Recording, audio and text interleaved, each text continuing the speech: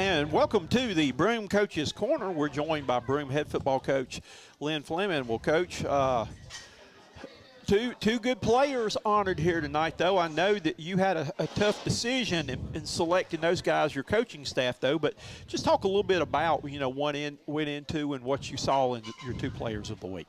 Well, special teams is is a big part what we do, and we had Mason who played really well the other night, kicking off.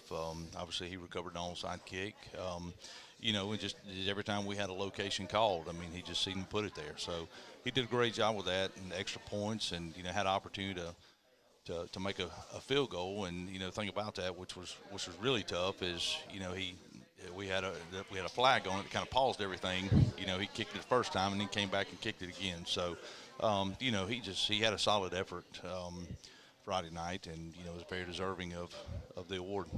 And again, people don't realize, I've seen them, different ways on what a weapon a kicker is. I've seen high school teams that have been fortunate. They've got the guys that can kick it in the end zone, and there's no return in high school when it goes in the end zone.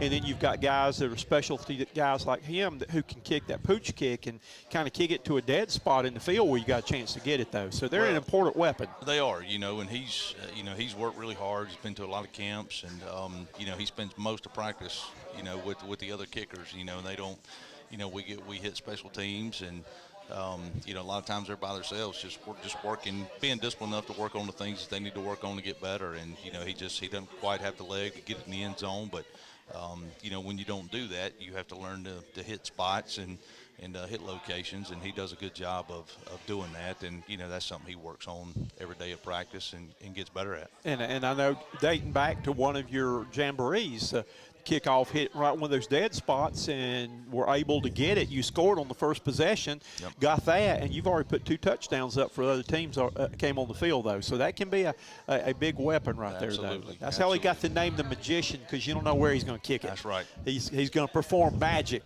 with it right there, though.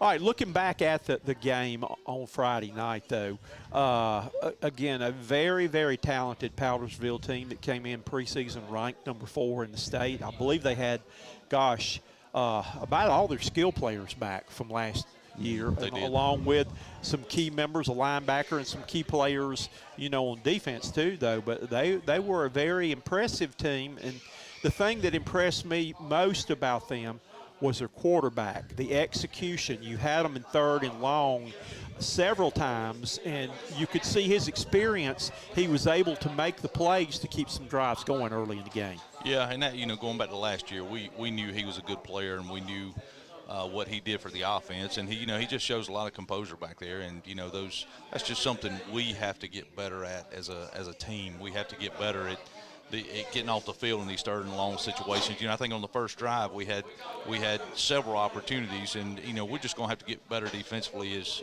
getting off the field in those situations, and we will. We're a young group right now, and these guys are working really hard. We had a great week of practice this week, and it's something they're going to get better at every week. But that's something we're trying to instill in them. These third down situations, let's get off the field. Let's go 3 and out. Let's play 3 plays and get to the sideline, and let our offense go to work. So again, it's just a mentality we're trying to instill in these guys, and hopefully over the course of the year these guys will continue to get better at it, and they're going to, again, because of how hard they work at practice.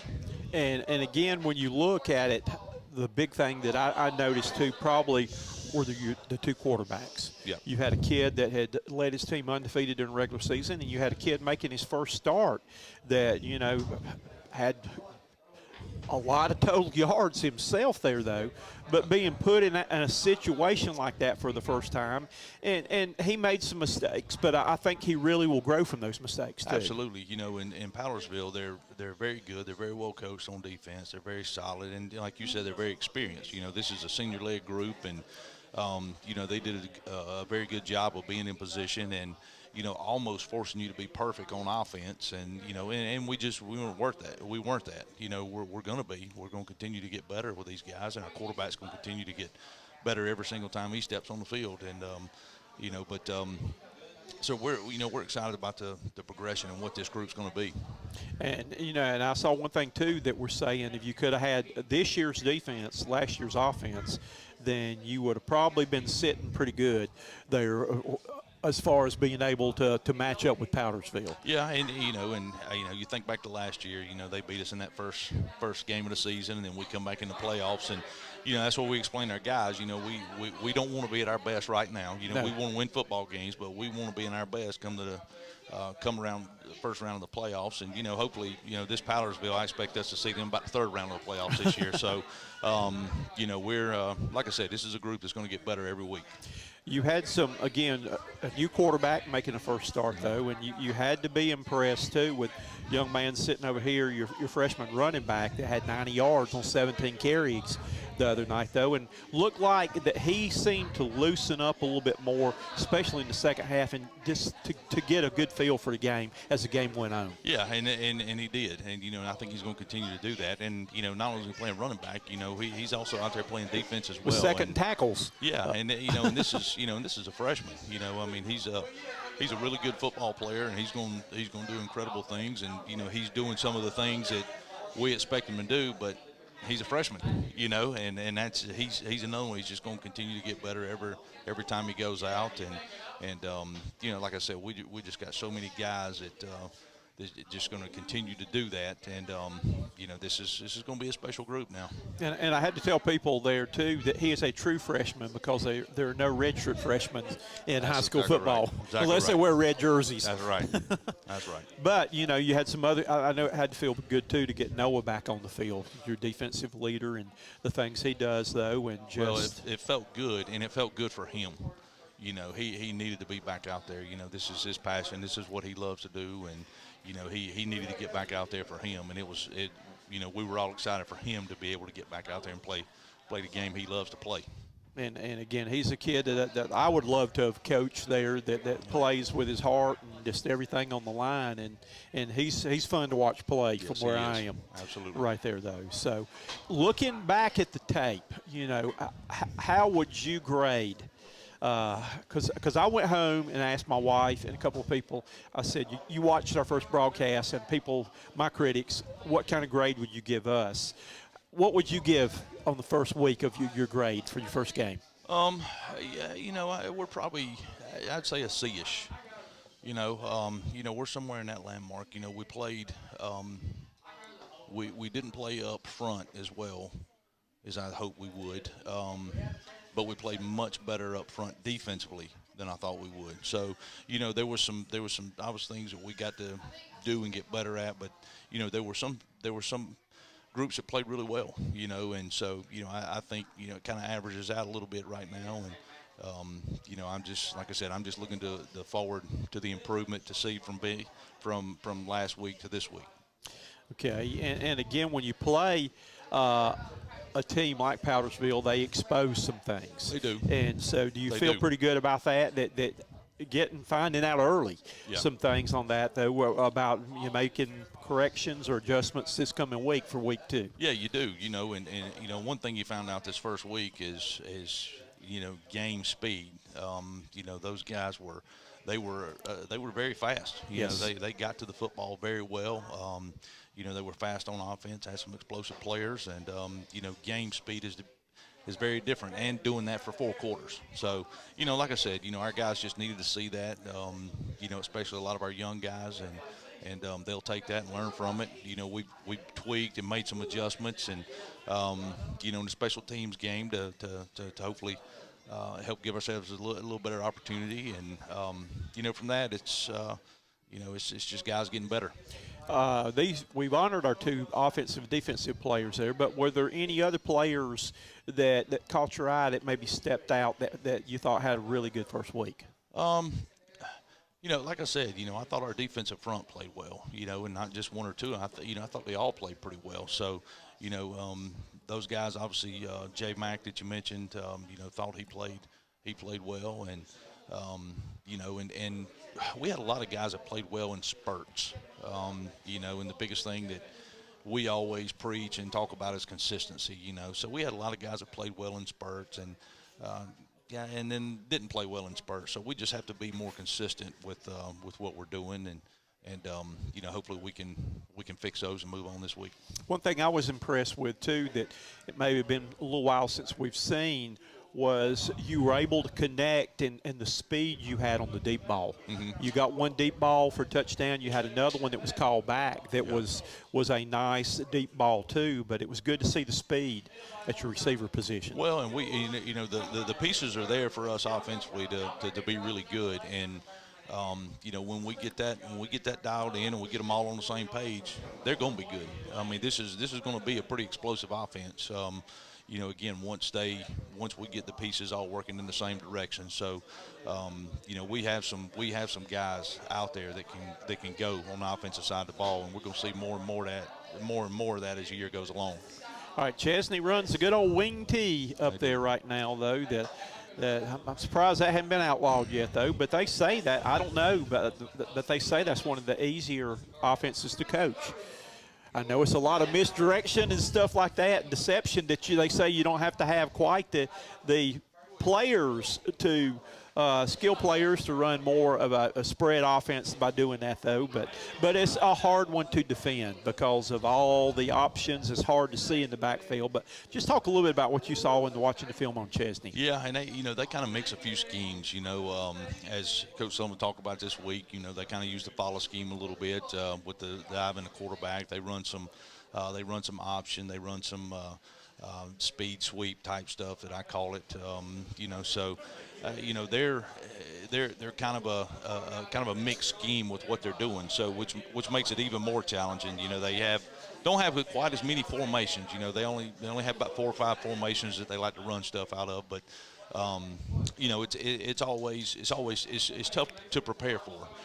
First of all, because your guys can't run it. You can't teach your scout team to run that offense in a week. It just doesn't happen, and especially at the speed that we're going to see it on Friday. And you get guys that get caught up looking in the backfield and seeing all the all the flash and all the motions and all this stuff, as opposed to just keying what they're supposed to be keying. So as long as we go out there and key our guys and our reads, we're going to be fine defensively. So we worked hard on that this week, and we tried to give them the best look we possibly could. And it may take us a little bit of time on Friday to adjust to be able to see it at full speed. But I think we'll be okay. I feel pretty sound about what we're doing. Well, I remember Jet Turner taught me, because that's a hard offense to broadcast with there. But he said if you watch the backside tackle or the backside guard, they will take you to the play. Yeah, just a lot of the inside reverses and stuff. Yeah, and a lot of people that's all they do is key guards. So that's how a lot of people defend it. Okay, they had the Chesnee Eagles had a high-scoring game, and all though. What did you see from that? Because again, you got a good chance there. That's 2 future opponents that you saw right there with that film, though. So, what did you see from both those teams? Well, I guess the biggest thing from Chesnee is how I was really surprised at how much they threw the football. Their passing game is something that's that you have to prepare for now, as opposed to the play action. They'll get in what we call our hawk set, and 3 receivers out there, and they'll work a passing game. So it's just a little more addition to it. So but they do a good job with it. Quarterback, he's a big physical player, and what I call that super back, that fullback kid. He runs hard, and they're speedy at the other positions.